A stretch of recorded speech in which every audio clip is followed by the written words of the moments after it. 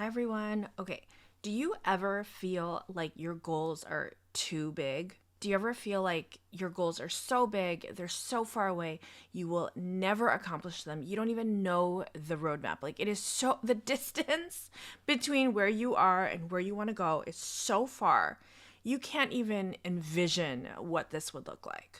Well, in today's video, I'm going to share a strategy that I accidentally discovered along my journey, and I'm going to share that with you and help you break down how this like really simple strategy can help you get, I think, pretty much almost anything you want.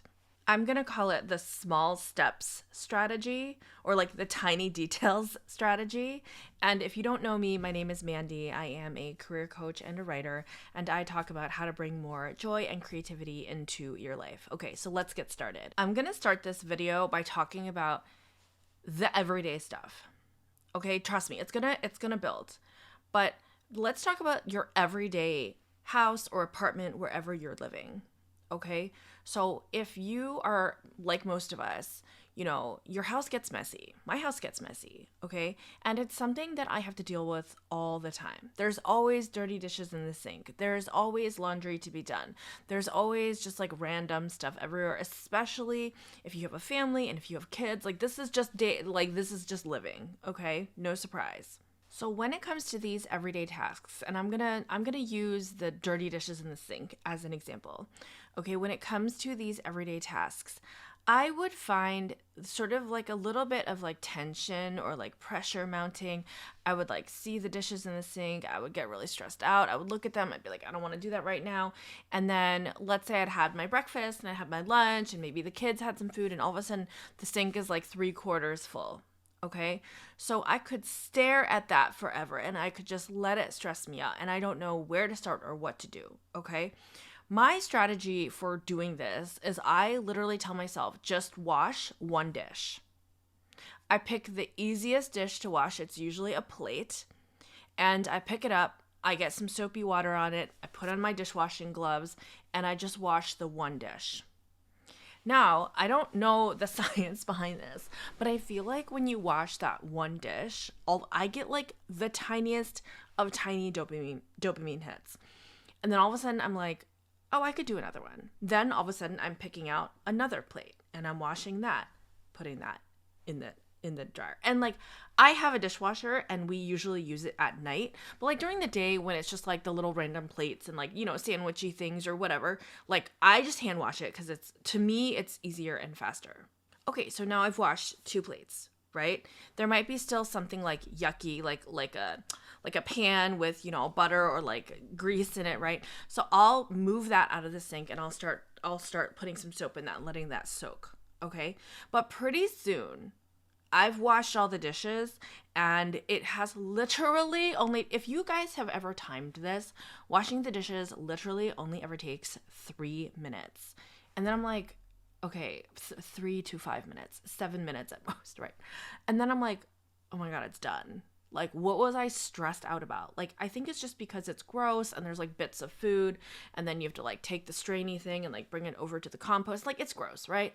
But it's over and it's over so quickly. And why? It's because I decided I'm going to pick out one dish and do the one dish. I'll give you two more examples. So one example is, of course, the laundry.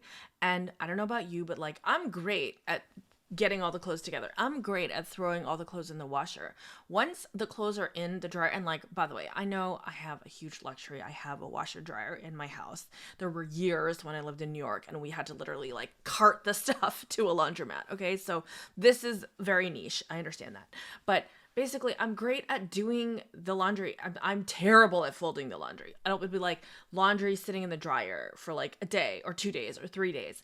And then I'm like, oh, I don't want to do it. Okay, again, I tell myself, just fold one pair of pants. Just fold one towel, okay? So then pretty soon I folded one towel. I like how it looks. I like that it's folded. It's so cute, right?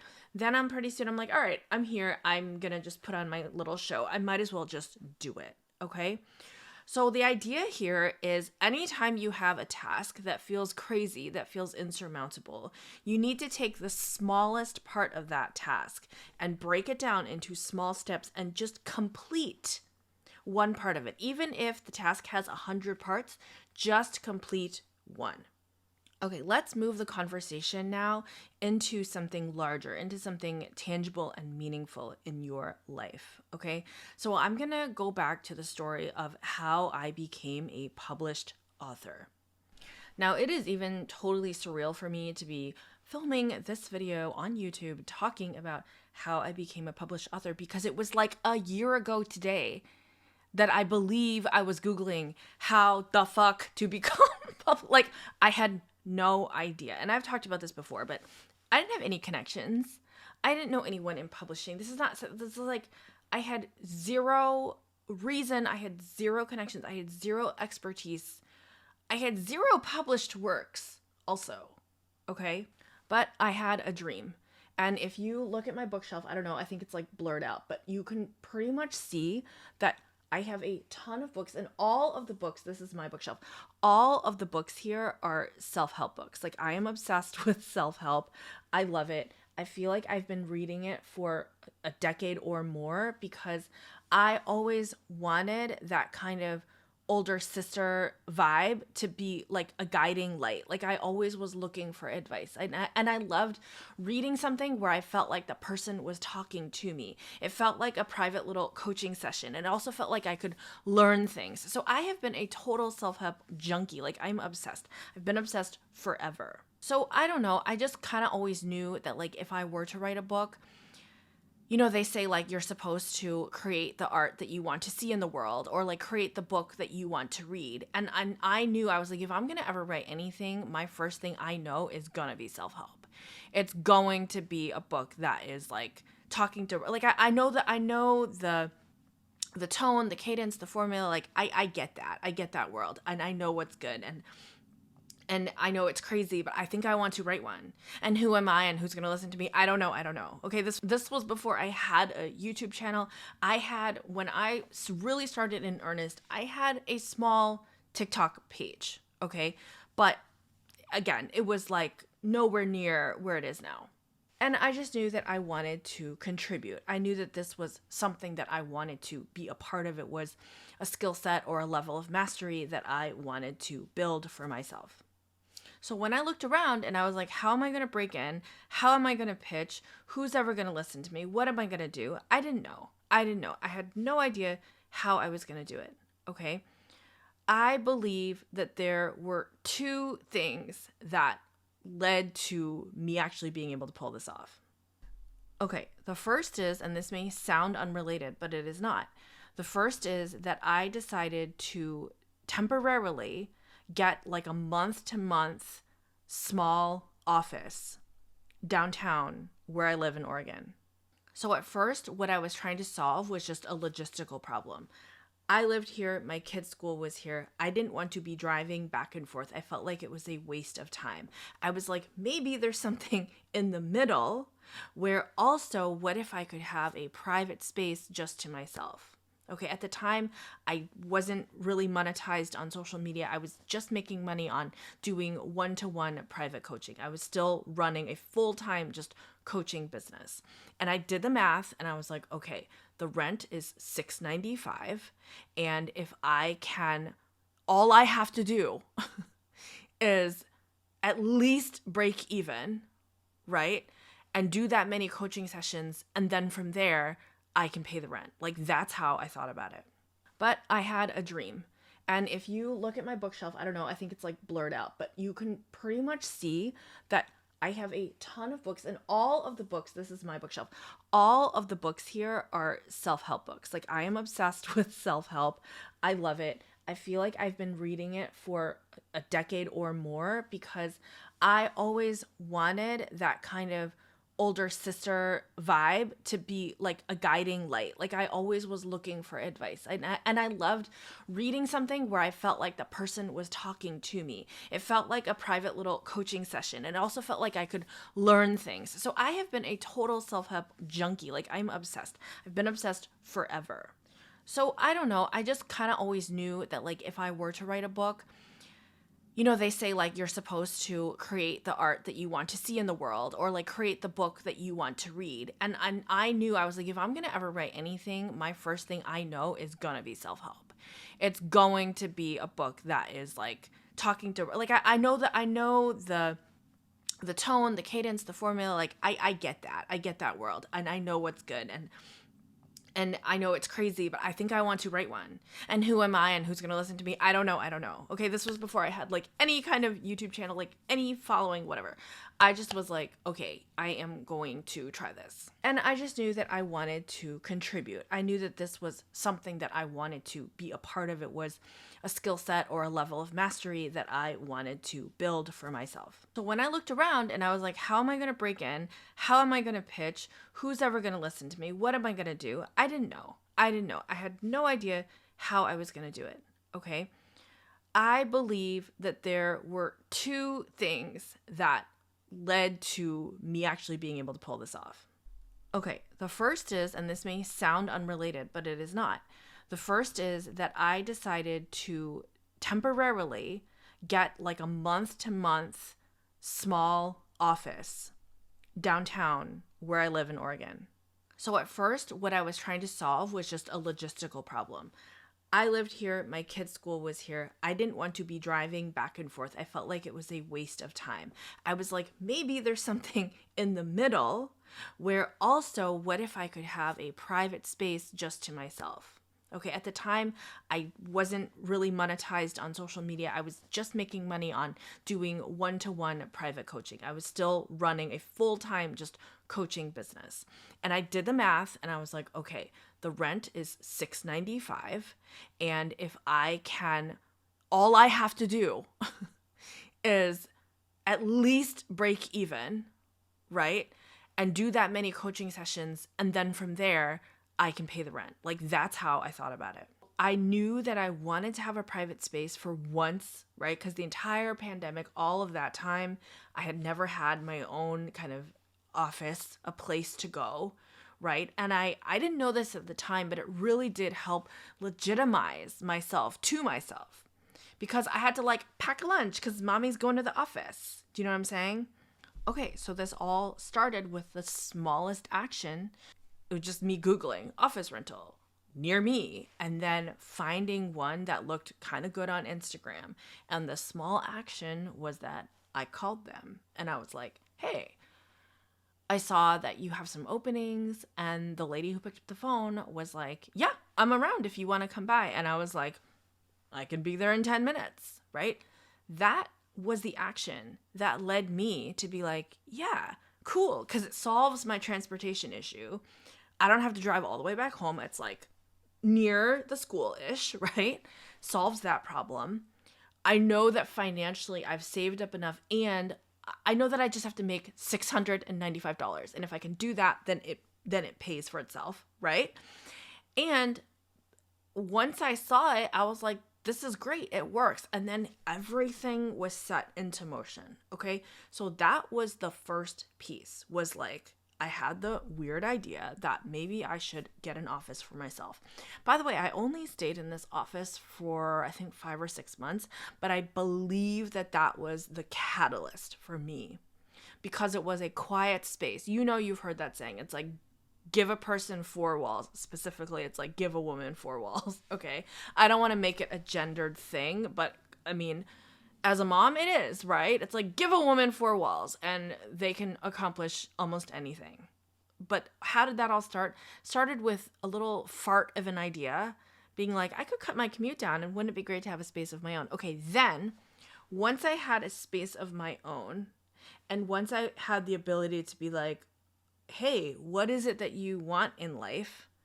Right. And meanwhile, I'm hustling, I'm coaching, I'm like doing, 3 to 4 calls a day in this little office. And by the way, it was so echoey. And I always would be like, sorry for the echo. And my clients would be like, no, it's fine. I can't hear anything. And I'd be like, I can hear it. It is like bouncing off the walls. And I even got those like stick on things from Amazon. It didn't do anything. It was still crap. So I believe it was that one phone call where I was like, hey, you guys have an office? And that's like That was hard for me. That was hard for me to pick up the phone and be like, "Hi, my name's Mandy, and I'm like, I don't know about you, I get phone anxiety." It was like, but I did it, right? Got the office. Okay. Then the next thing I think was once I was in that office, I remember Googling writing conferences. Cause I was like, okay, well at least I can learn, I can do something. So that was the next small action was I was like, I could Google a conference. Like it would be nice to be in the company of others who are trying to do the same thing. So I basically was just Googling writing conferences and I was just Googling based on like which ones are coming up. Like I had already missed a whole bunch of big ones, but I was like, that's okay. Like what's like the next big-ish one that is the closest to where I am? And that happened to be the San Francisco Writers Conference. So I Googled that and they were still having an early bird special. So then I was just like, okay, I'm going to do it. I'm going to do it. And that was the second decision that I made. Okay, and then what ended up happening is I got COVID. This is like a real story. I got COVID, and so I flew to San Francisco, felt really sick, took a COVID test, was like, crap, I have COVID. Literally didn't even go to the conference. Like, laid in the hotel room, like at the Hyatt in San Francisco, laid up, emailed the freaking people at 5 a.m. the next morning when the conference was to start, sick as a dog. I was like, I cannot come. I'm so sorry. With the conference, you also got to pick one person to pitch to, and the person I picked was a publisher of a self-help company, right? Self-help publisher. So I emailed her and was like, I'm so sorry. I'm supposed to meet with you because you got like 15 minutes to pitch. And I was like, I was supposed to meet with you at 11 a.m. today. Unfortunately, I have COVID. I won't be able to make it.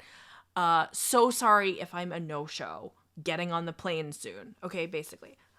Turned around, got back on the plane, turned around, came home, had COVID for the rest of the week. That is the story. Okay. Now, also it was luck that the publisher actually emailed back and was like, oh, I'm so sorry you got COVID. Like, it was a great conference. If you want, we can do a 15-minute on Zoom. And that is how I pitched her for my book, which of course that wasn't the pitch. She then turned around and was like, hey, do you have a book proposal? And I was like, no, no, I don't. I was meaning to come to this conference and like learn about everything. She's like, oh, okay, well, like, here's what we would expect. And can you put together a proposal for me? If you can, I'd be happy to review it, right? So, okay. So what I'm saying is that on the surface, this looks like this big, glamorous, almost like Hollywood moment, right? Like virtual unknown gets book deal.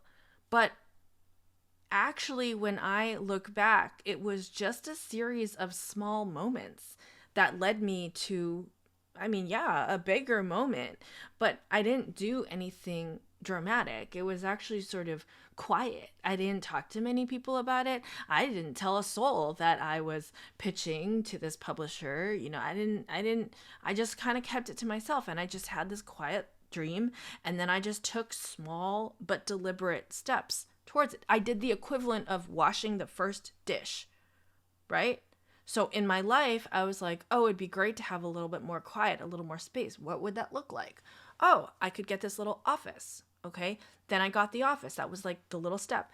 Then once I was in the office, I did have the quiet space for my mind to kind of like sort through things and be like, well, what is something that I could do on my own that doesn't have any gatekeeping, that I could just go to a thing, and that turned out to be the conference, right?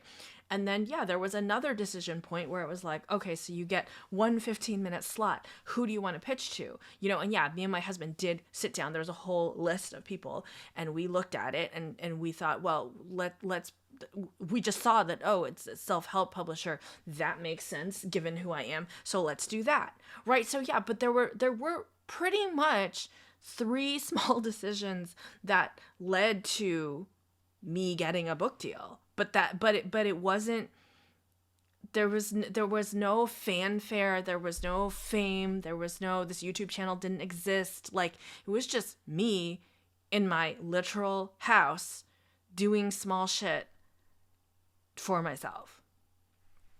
And I say that to encourage you to be like, yo, it is like so possible. It is so possible for you to do this too. Like, whatever your dream is, it doesn't have to be this dramatic fanfare. It could literally be you be just being like, oh, what do I want? Oh, what could that be? What's like one small step that I could take towards that thing?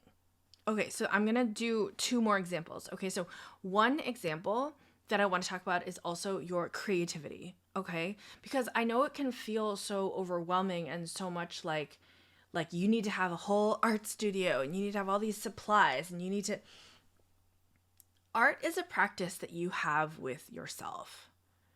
Okay, so how did I even get back into my art practice? So I love to do like sketching. I'm not great at it, but I like to do it. I like a little pencil. I like a little charcoal. Okay, and I love to do like an inanimate object. Like I love to do like a glass, or I love to do a candle, or I love to like I love to do like little stuffed animals. I'll just like draw them. Okay, I find it very soothing. I hadn't done it in ages. Okay, so what is one small thing that I was like, oh, I could do this? Was I in that near that little office, there was actually a block and a half away, there is an art store. And I love an art store. I go feral. Like, I love an art store, okay? But what did I do? I walked in there. I already had the pencils, and it's not fancy, okay? So I already had like pencils and stuff. But I walked in there and I got a drawing pad. Just one of these drawing pads. And I swear to God, it was like $8. Okay, so you do not, and you should not spend a lot of money. But I remember going in there and just feeling like something about the way it smells and the way it's organized and the way that this is all just about art. Like, I just loved it. And I remember being like, okay, I'm not going to spend like $500. I'm going to spend like something under $10. Like, what can I get to help re-inspire this practice? And I got just the notebook, right? I found it. I was trying to see if it had a price. I think it didn't have a price, but okay, this is what I got. I literally bought this. And I walked out being like, yeah, like just, oh God, it's like one of these and you can tear the pages out. And then I just sat home because the thing is, art is not inexpensive. Art is basically free, right? I could have even not done this. Obviously, I could have just taken out a piece of paper. But there's something about having this where I was like, yeah, I feel like I'm inspired. And then I started doing more sketches and I sat down and I mean, they weren't great, but like even just 10 minutes a day, I was like, oh yeah. And I think this all happened at the same time as I was then doing the book proposal, as I was then thinking, I mean, in the background, I was thinking about like, God, wouldn't it be cool? Oh God, my dream, wouldn't it be so effing cool to have a YouTube channel? And like, what would that be? And like, I just had the hardest time starting, but I think again, the $8 notebook could be the thing that sparks everything around you, right? And so what I want to say is like, when you have these little random ass urges where you're like, no, I don't need that. I don't want to waste the money. I'm not going to do that. And you just keep saying no to yourself. Why don't you just try saying yes? Because this could lead to you being like inspired and tapping into your creativity, which could lead to you deciding to go to a conference, which could lead to you writing a book proposal, which could lead to you actually getting the book proposal accepted, like, et cetera, et cetera, et cetera. Like, it all begins with a single random ass $8 notebook, which is just the inspirational step. And I swear I use this. I mean, I swear I do. From everything, from motivating myself to wash the dishes, to motivating myself to go to the gym. I'm like, just get your sports bra on. Just get the sports bra on, and then everything else will follow. Like, if I can get my sports bra on, then I'm going to lead a healthy lifestyle. Like, I just know it. Okay, the final example that I want to share is if you are more inclined towards the business side. Okay, this is advice for the business peeps out there, right? People have a million ideas about, oh, I want to start a business. I don't know what business. There's so many businesses I could start, okay? I want you to break it down into simple step. And this is what I always ask people when they're like, I want to start a business. I ask them, what's the name of your business? They're like, oh, I don't know. I haven't, what's the name of your business? we're so afraid to name it because it's like, then it's like born and then it's real. Or we're so afraid to name it because it's like going to be a bad name. Listen, it doesn't matter what name it is. You can always change the name, right? Like the name of my coaching business was Rose Gold Careers. What a mouthful. Why is it so long? What does it have? People, I used to have that be the name of my TikTok account, and then people would comment Rose. They'd call me Rose. They thought my name was Rose. I was like, bitch, my name is not Rose. It's just called Rose. And I wouldn't fight with these like, old random dudes in my comments. I was just like, oh my God, stop. But okay, like what I'm saying is you could have a shitty name and still have a great business. But what's the name of the business? Because why? Because we have to make a choice in order to move forward. When you don't know the name of your business, then you're not moving forward. Okay, that's the easy one. The second thing is I'm like, and what do you sell? Oh, well, we're thinking of doing some kind of like, it's like a consulting, and then it's like a thing, and then another thing. And I'm like, no. Like, imagine that we are at In-N-Out Burger, and there's a menu, and you can get a double, you can get fries, or you can get a shake. And fries are $2.75, and a burger's $4 or whatever it is, right? Like, what's the menu? What do you sell? And they're like, well, we haven't really decided. I'm like, what do you sell? Like, it's a burger and fries. What do you sell? Okay. Like I always tell people, I say, if imagine your business is, I'm at a restaurant and I can order stuff off the menu, right? Don't think so much about the kind of high level, lofty ideals of the business, or so much about like, who are the clients that we're serving. I mean, all those things are important, but most importantly, from the get, you are solving a problem. So what is the thing that you are selling to solve what problem? And from there, of course, you're going to figure out who is my target audience and what's my niche and what's my product value proposition and blah, blah, blah. But like, what's the name of your business and what do you sell? Okay, that is the most basic place to start. Okay, so that is your daily motivation video. I hope it was helpful. I hope you got something out of this. I saw a comment recently that was like, I had to stop and start your video like 3 times because every time you'd say something and I'd be like, oh, I gotta go do this. And then I'd do it and then I'd come back and oh, I gotta go. And so like, I love that. That's all I want. When I'm in creating content, that's all I want is just to like say random stuff and then like have it stick to people in the universe who are ready to hear it and have those people take action. And then we're kind of creating this community of people who take action and feel empowered in our lives. Like, that's all I want. Okay. I love you guys. I will keep making content. I will see you soon and have an awesome week. Okay. Bye.